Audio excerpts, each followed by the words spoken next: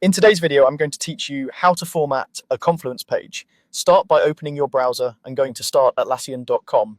Sign into your account, then look at the left-hand panel to select the space you want to work with.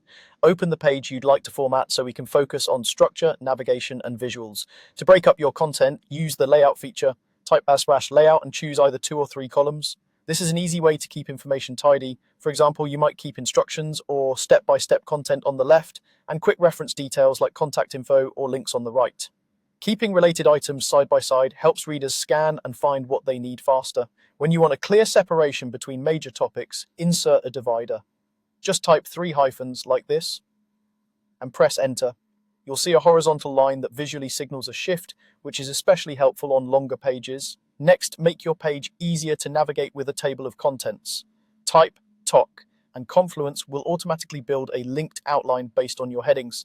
It reads H1, H2, and H3, so be sure your section titles use proper heading styles.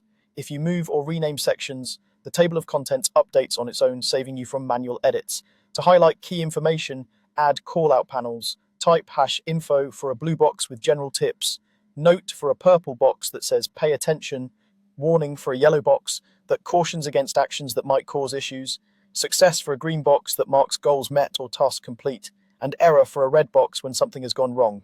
Use these sparingly so the most important messages really stand out. Bring your page to life with visuals and media. You can drag and drop images right onto the page, click an image to resize it, or wrap text around it to keep the layout clean. For external content, simply paste a URL, whether it's a YouTube video, a Figma file, or a Google Doc. Confluence will prompt you to display it as a simple link, a card with a preview, or an embed that lets people view the content without leaving the page. Choose the option that best fits your reader's flow. That's it for formatting essentials in Confluence. Clean structure, clear navigation, and thoughtful visuals will make your pages easier to read and maintain. Thanks for watching.